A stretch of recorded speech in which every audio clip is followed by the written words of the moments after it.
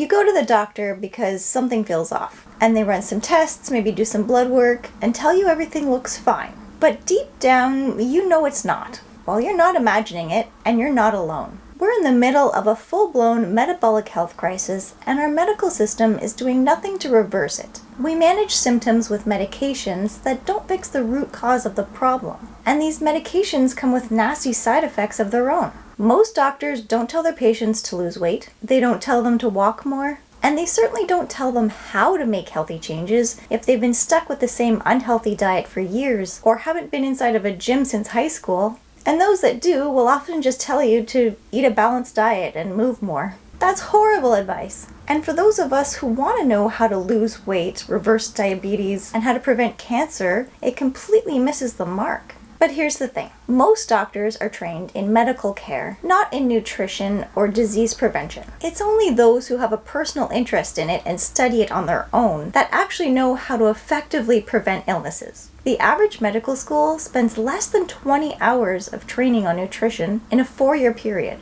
And that's why so many of us are left without the information we need to actually reverse insulin resistance, lower inflammation, and prevent diabetes and heart disease and cancer. So today I'm going over 5 things your doctor probably hasn't told you, but absolutely should have, that can dramatically improve your metabolic health naturally and without medication. Number 1, first and foremost, let's clear up a huge misconception. When most people, including some doctors, think about metabolic health, they only think about blood sugar, your fasting glucose, maybe your A1C. And if those numbers are within a normal range, you're told that everything is fine. But that's like glancing at the cover of a book and assuming you know the whole story. You can have completely normal blood sugar and still be very metabolically unwell. Why? Because your body has a built-in backup system called insulin. If you've been eating sugar for years, your cells can slowly become insulin resistant. And that's when your pancreas starts pumping out more insulin to keep your blood sugar stable. So your glucose numbers may look fine, but only because your body is fighting hard behind the scenes to keep up. And that works for a while until it doesn't. By the time your blood sugar starts to become above the normal range, it usually means your system has already been under stress for years. So unless your doctor's looking deeper at things like your insulin levels, your triglycerides, your cholesterol, and even your belly fat, they're missing the bigger picture. And sadly, a lot of doctors don't even run these extra tests unless there's already a big red flag. They wait until your levels are out of range to intervene, even though the problem likely started long before that. And by that time, your cells have grown insulin resistant, your fat is being stored more easily, especially around your belly, inflammation is becoming chronic, and you don't feel like yourself anymore, but you were sent home after being told everything seems fine. This isn't just frustrating, it's dangerous, but it doesn't have to be that way. Once you understand the full picture of metabolic health, which is what we're talking about today, you can catch problems early and you can start to reverse insulin resistance before any permanent damage is done.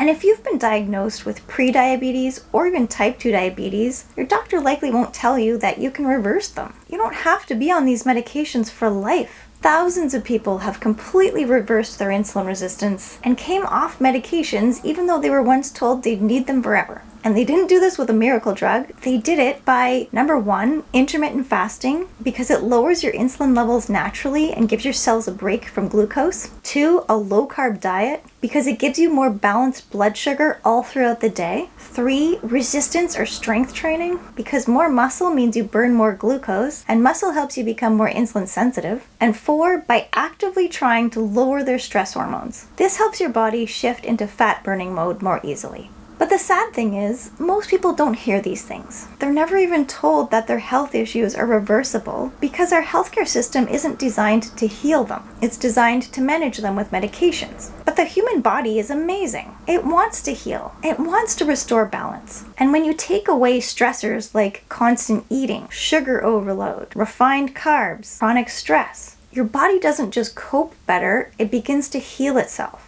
I've seen people reverse their diagnosis within just months. It's not rare, it's just rarely talked about.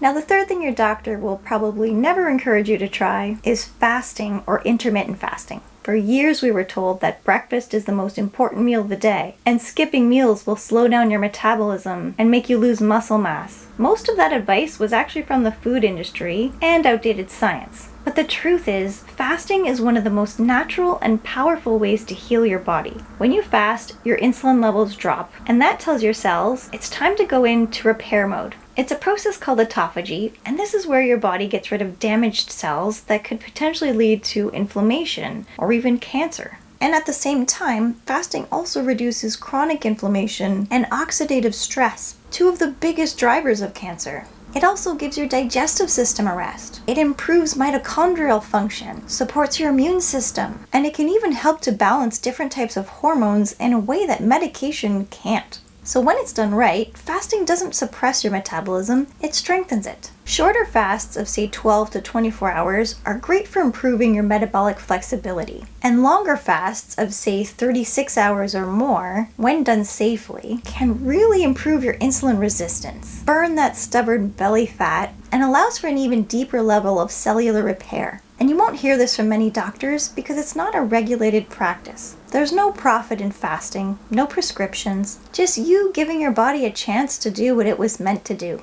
heal itself. Fasting itself isn't dangerous. What's dangerous is the non-stop eating, the sugar crashes, and the constant insulin spikes. What's dangerous is believing you're doomed forever, when in fact your body knows exactly what to do.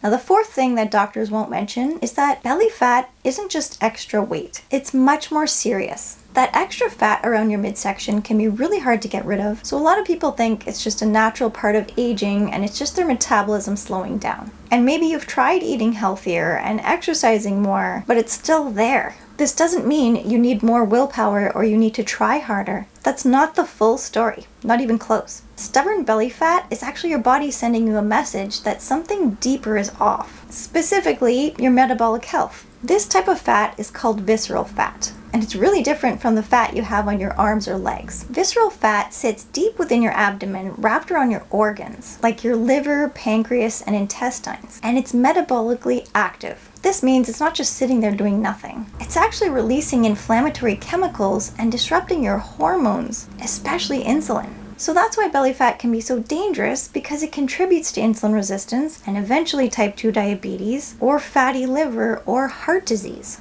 But the good news is, this type of fat responds quickly when you give your body what it needs. And you don't need to punish yourself with extreme diets or hours of cardio. Your body just needs a rest from insulin. And the best way to do this is, again, intermittent fasting, low-carb diets, and resistance training. And the more you can do this, the more your body will respond. Slowly at first, but then quickly. This may sound crazy, but that toxic inflammatory fat will start melting off once your body feels safe enough to let it go. So stop focusing on the numbers on the scale. Instead, focus on lowering your insulin resistance, and everything else will begin to fall into place. Now, the fifth thing your doctor likely won't tell you is that your genetics are not your destiny. Maybe diabetes, heart disease, or cancer runs in your family, but your DNA is not a life sentence. Yes, your genes can play a role in your health, but think of it as your genes are like a loaded gun, but your lifestyle is what pulls the trigger. And this is where something called epigenetics comes in. It's a type of science that shows how the choices we make every day can literally influence which genes get turned on and which don't. In other words, our DNA isn't static, it responds to how we live. Diet, exercise, and sleep aren't just good habits. They can actually turn off genes that promote illness and activate genes that can protect you. And yes, that means you can carry the exact same gene as your parent who had cancer and never develop it yourself. We're not doomed by our family history. We have the ability to reprogram our biology for the better. So if you're ready to take the next step, watch this video next on the #1 way to reverse insulin resistance, and I'll see you next week.